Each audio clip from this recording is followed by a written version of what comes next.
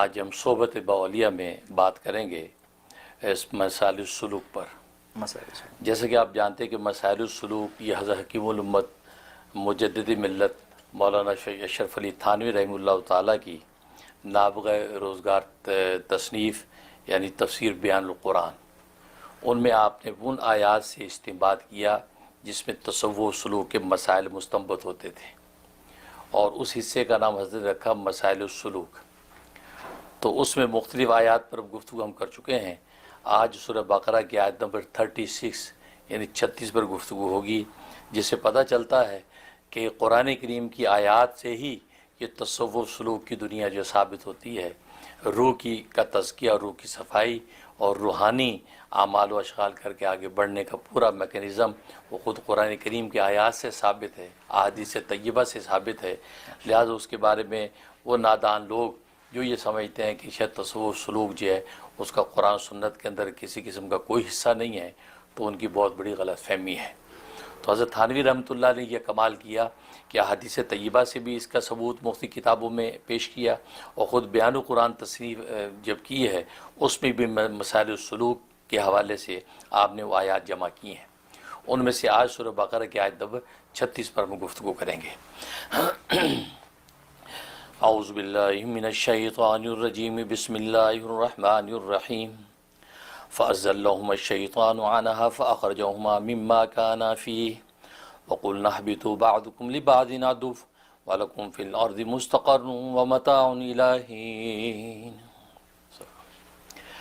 اللہ تبارک و تعالیٰ کے ارشاد ہے اس آیت میں کہ پس پھسلایا ان دونوں کو شیطان نے اس درخت سے، پس نکالا ان دونوں کو ان خوشیوں سے جس کے اندر وہ تھے، اور کہا ہم نے اترو تم، بعض تمہارے دوسرے بعض کے لیے دشمن ہوں گے، اور تمہارے لیے زمین میں ٹھکانہ ہے اور فائدہ ہے ایک مدت تک۔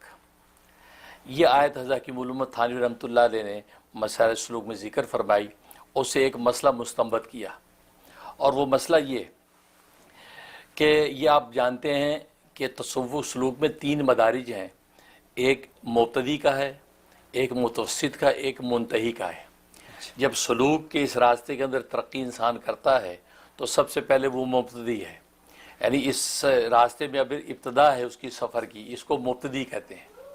پھر عین آگے درمیان تک جب پہنچ جاتا ہے وہ متوسط ہے کہ درمیان سفر میں منزل ابھی سامنے ہے، پھر منتہی منزل پہ پہنچ جاتا ہے۔ تو 3 گویا کے درجے ہیں، ایک مبتدی کا درجہ ہے، اور ایک جو ہے وہ متوسط کا درجہ، اور ایک منتہی کا درجہ ہے۔ آپ تصوف سلوک کی دنیا کے اندر عام طور پہ دیکھتے ہوں گے کہ اولیاء کاملین جو اپنے کمال کو پہنچ چکے ہیں، گویا کہ صدیقین کے مراتب انہوں نے حاصل کر لیے، لیکن پھر بھی کسی خوف کے اندر رہتے ہیں اور خاتمہ بالایمان مانگتے رہتے ہیں، اخلاص کی دولت کے لیے تڑپتے رہتے ہیں۔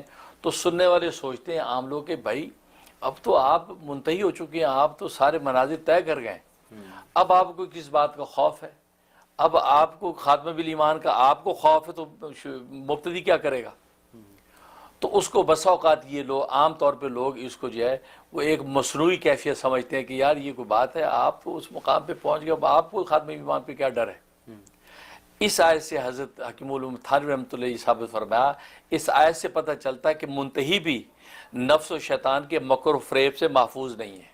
سبحان اللہ۔ کیونکہ آدم علیہ السلام منتہی ہیں، اس میں شک نہیں، وہ گویا کہ علم و معرفت کی انتہا پہ پہنچے ہوئے ہیں، اور قرآن کہہ رہا فَأَزَلَّهُمُ الشَّيْطَانُ عَنْهَا کہ شیطان نے ان دونوں کو پھسلا دیا اس درخت سے، یعنی درخت کے بارے میں جو اللہ تبارک و تعالی ہدایت دی تھی، اس درخت کے قریب نہ جانا، وَلَا تَقْرَبَا هَٰذِهِ الشَّجَرَةَ تم دونوں میاں بیوی اس درخت کے قریب نہ جانا، منع کر دیا۔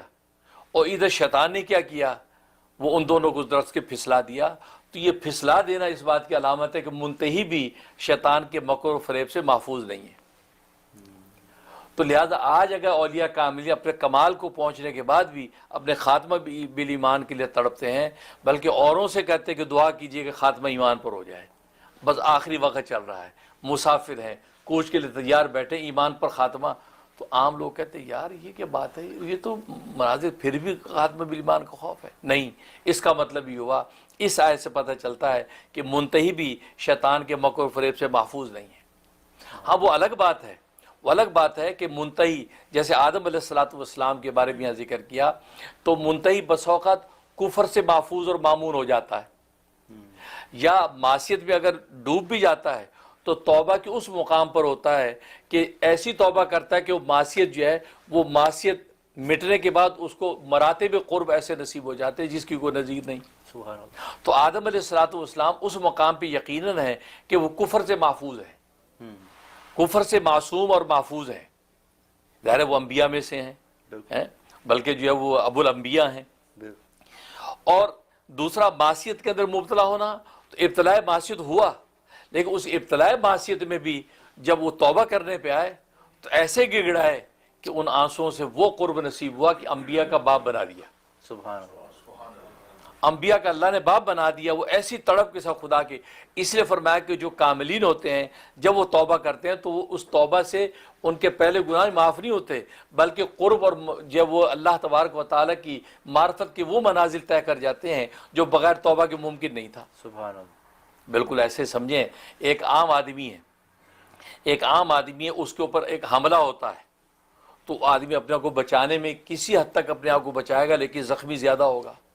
لیکن ایک آدمی فوجی آدمی ہے جو ٹرینڈ ہے، اس پہ حملہ ہوتا تو وہ اس کی نسبت کم زخمی ہوگا، کیونکہ وہ پہلے سے اپنے اسلحے اور اپنے اس پہ لیس ہے، بچ جائے گا۔ ٹھیک، بالکل اسی طرح انبیاء کرام علیہ الصلوۃ والسلام چونکہ عصمت کے مقام پر قائم ہوتے ہیں، وہ معصوم ہوتے ہیں، لہذا معصیت اور کفر ہر چیز سے وہ معصوم ہیں، کوئی چیز ان کے قریب نہیں آ سکتی۔ لیکن معصیت کے درجے میں جب شیطان نے یہ کیا، فَأَزَلَّهُمُ الشَّيْطَانُ عَنْهَا، ان کو پھسلایا، اب ان کو جب یہ احساس ہوا، ارے، اور آدم علیہ الصلوۃ والسلام کا پھسلنا وہ تو اسی شوق، اسی وارفتگی میں تھا کہ میں اللہ کے پاس ہمیشہ رہوں گا، کیونکہ ابلیس نے یہ دھوکہ دیا کہ آپ اگر یہ پھل کھا لیں گے تو ہمیشہ ہمیشہ وصال محبوب رہے گا۔ اب یہ وصال محبوب کی خوشخبری اگر کسی عاشق کو دے دی جائے تو عاشق کو اس خوشخبری میں مدہوش ہو جاتا، اس کو پھر دوسرا خیال ہی نہیں رہتا۔ وہی آدم علیہ الصلوۃ والسلام کے ساتھ ہوا کہ ان کو جب کچھ ایسا عشق کی مدہوشی طاری ہوئی وصال محبوب کی خوشخبری سن کر کہ وہ مدہوش ہو کر جو آگے بڑھ گئے اور پھل کھا لیا کہ اللہ کے پاس ہمیشہ ہمیشہ رہوں گا، یہ تو مجھے پھل کھانا ہی کھانا ہے۔ اور وہ جو حکم تھا کہ ولا تقربوا هذه الشجرة تھا، وہ اس کا ذہول ہو گیا کچھ لمحے کے لیے، اور وہ عشق کی مدہوشی میں کھا بیٹھے، اور اس لیے اللہ نے پھر اس کی برات کی بھی وضاحت کی، فنسیا، آدم پر نسیان طاری، وہ بھول گیا، وہ نسیان کیا، وہ عشق کی مدہوشی کی وجہ سے جو نسیان آیا اس وجہ سے وہ نسیان طاری ہو گیا۔ وَلَمْ نَجِدْ لَهُ عَزْمًا، اور ہم نے اس کے دل میں کوئی اس گناہ کا عزم نہیں پایا، اس کا کوئی ایسا پختہ ارادہ نہیں تھا کہ ہمارے حکم کو توڑے، یہ تو مدہوشی عشق کے اندر کھا بیٹھا۔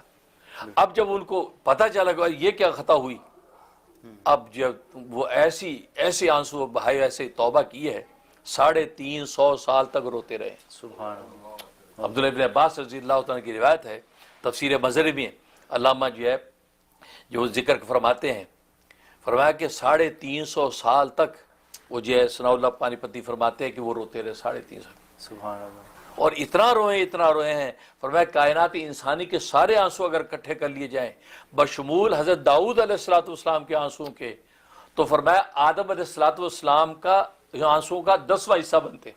سبحان اللہ۔ اتنا روئے، یہ جو رونا ہے، بس اس رونے نے آپ کو وہ مقام دے دیا کہ آپ جو ہے نہ صرف ابو البشر بلکہ ابو الانبیاء بن گئے، آپ کی نسلوں سے انبیاء جاری۔ سبحان اللہ۔ تو اس لیے حضرت تھانوی فرماتا ہے دیکھو یہاں پر وہ منتہی کے مقام پر ہے، لیکن شیطان کے مکر و فریب سے وہ بھی محفوظ نہیں ہے، اور اس سے ایسی جو ٹوکا لگایا کہ آپ وہ پھل کھا بیٹھے۔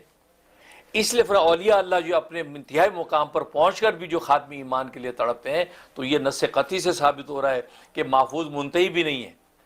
وہ الگ بات ہے کہ اس پہ جب حملہ ہوگا وہ اپنے آپ کو بچا لے گا کسی نہ کسی حد تک، جیسے واقعہ لکھا پیران پیر شیخ عبد القادر جیلانی رحمۃ اللہ علیہ، چلا کاٹا جنگل میں انہوں نے، اور چلا کاٹنے کے بعد جب واپس آ رہے ہیں تو ایک درخت کے اندر روشنی پھوٹی، کہا کہ عبد القادر ہم تمہارے رب ہیں، یہ آواز ہے اس نور میں سے، بالکل وہی کیفیت جیسے شجرہ موسیٰ کے اندر سے وہ آواز آئی تھی، انا ربک۔ کہا کہ ہم تم سے خوش ہیں عبد القادر، تم نے ایسی ہماری عبادت کی ہے، اب تمہیں عبادت کی کوئی ضرورت نہیں ہے۔ اب شیخ عبد القادر جیلانی رحمۃ اللہ نے سوچا کہ یار اب عبادت اور تو یہ انبیاء سے موقوف نہیں ہوئی، انبیاء مرتے دم تک عبادت کرتے رہے، میں نے کون سی ایسی عبادت کر دی کہ جو مجھے معافی ہو گئی؟ آپ سمجھ گئے یہ ابلیس کا مکر ہے۔ آپ فرمایا لا حول ولا قوت الا باللہ، ابلیس دفع دور ہو، یہ تو نبیوں کو عبادت معاف نہیں ہوئی، نماز معاف نہیں ہوئی، اور مجھے نماز معاف ہو جائے گی؟ یہ جیسی پڑھا تو آواز ہے ابلیس بولا عبد القادر تیرے علم نے آج تجھے بچا لیا ہے، اگر تجھے یہ علم نہ ہوتا تو آج تو میرا شکار ہو جاتا۔ اب یہ دوسرا حملہ تھا، اب ہم ہوتے تو ہم کہتے ہاں میں نے پتا سی تاں میں بچ گیا ہے۔ تو حضرت فوراً فرمایا کہ کمبخت دفع دور ہو، میرے علم کی کیا حیثیت ہے، میرے اللہ کے فضل نے مجھے بچایا ہے، سبحان اللہ، میں اللہ کے فضل سے بچاؤں۔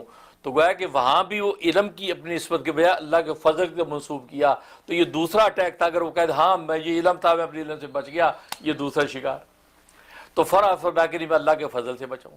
اس کا مطلب یہ ہے کہ اتنے اونچے مقام پر غوث اعظم ہے اپنے وقت کے، اس مقام پر پہنچے ابلیس پھر بھی آپ پر اٹیک کر رہا ہے، سبحان اللہ، لیکن جو شکار بعض دفعہ کر بھی ڈالا اس نے۔ چنانچہ جنید بغدادی رحمۃ اللہ علیہ کے پیر و مرشد عبداللہ ادرسی رحمۃ اللہ علیہ، ایسا اٹیک کیا ابلیس نے کہ آپ وہ پورا واقعہ جانتے ہیں، اس تفصیل بیان کرنے کی ضرورت نہیں۔ وہ ایک عیسائی لڑکی کے عشق میں ایسے مبتلا ہوئے کہ سب کچھ ہوا ہو گیا، اور جناب وہاں پر جو وہ 2 سال تک وہ وہاں کی سے حالات کیفیت میں رہے۔ تو معلوم یہ ہوا کہ کاملین جو ہے وہ بھی محفوظ نہیں ہے، کسی نہ کسی درجے میں وہ حملہ آور ہوتے ہیں۔ وہ الگ بات ہے، وہ حفاظت اس قربت اور علمیت کی وجہ سے اس مقام پہ ہوتی ہے، کبھی نہ کبھی اس سے نکل آتے ہیں۔ جیسے عبداللہ ادریسی جو ہے ایک عرصے کے بعد جو ہے اس کیفے سے نکل آئے، اور نتیجہ یہ کہ اللہ تبارک و تعالیٰ کے قرب کی طرف بڑھ گئے۔ لیکن عام آدمی کی جب وہ شکار کرتا ہے تو پھر وہ ایسا ڈھا دیتا ہے کہ اس کو اٹھنے کی پھر سکت نہیں رہتی۔ اسی حضرت فرمایا کہ کاملین جو ہے، کاملین پر بھی حملہ آور ہوتا ہے، اور اس لیے کاملین جو ہے وہ مرتے دم تک اللہ تبارک و تعالیٰ سے یہی مانگتے ہیں کہ خاتمہ بھی ایمان ہو۔ چنانچہ غالب امام احمد بن حنبل کے بارے میں آتا ہے یا کسی اور بزرگ کے بارے میں کہ بالکل سکرات موت کا وقت ہے، اور یہ فرما نہیں ابھی نہیں، نہیں ابھی نہیں، یہ فرمائے جا رہے ہیں۔ پھر مدوش ہو جاتے ہیں، پھر آنکھ کھلتی نہیں ابھی نہیں، نہیں یوں کہتے ہیں۔ تو جب ہوش میں آئے تو پوچھا حضرت خیری آپ یہ کیا کہہ رہے ہیں؟ کہا کہ ابلیس سامنے کھڑے ہو کے کہتا ہے ساری زندگی بڑی کوشش کی آپ کو شکار کرنے کی، لیکن آج آپ میرے ہاتھ سے نکل گئے۔ مطلب کہ اب آپ بھی بالکل ایمان کی جنرل کی حفاظت کے ساتھ آپ اللہ کے ہاں جا رہے ہیں، مجھ سے آج بچ کے نکل گئے۔ حضرت کیا فرمایا؟ نہیں ابھی نہیں، ابھی نہیں بچا، ابھی نہیں، ابھی بھی چند لگ باقی ہے، روح کے پرواز ہونے میں ابھی وقت باقی ہے، مگر ان چند لمحوں میں تو مجھے شکار کر لے، ابھی میں نہیں محفوظ ہوا، ابھی نہیں، ابھی نہیں کر رہا ہے۔ حالانکہ چند لمحے ہیں، ابلیس کہہ رہا تو بچ کے نکل، کیا کہتے نہیں ابھی نہیں۔ یہ حالت ہے کاملین کی۔ اور آج ہم کہاں پدی کا شوربہ ہم یہ سمجھیں اور جی کوئی گالی کوئی نہیں، نہیں آپ نے پہچانا ہی نہیں۔ اس کا مطلب ہے کہ ایمان کی حفاظت کے ساتھ نکل جانا اس دشوار گزار راستے سے، یہ اللہ تبارک و تعالیٰ کی بہت بڑی عنایت ہے۔ اس لیے تو بات وہی، اس لیے بس اولیاء اللہ کا یہ شان اس آیت سے استنباط ہو رہا ہے، نہیں ابھی نہیں، نہیں ابھی نہیں، کسی وقت بھی پھسلا سکتا ہے۔ ہاں جب روح پرواز کر گئی اب الحمدللہ ہم کہیں گے کہ ہم شاداں فرحاں اللہ کے یہاں پہنچ گئے ہیں۔ یہ اللہ والوں کی شان۔ سبحان اللہ، بہت خوب حضرت۔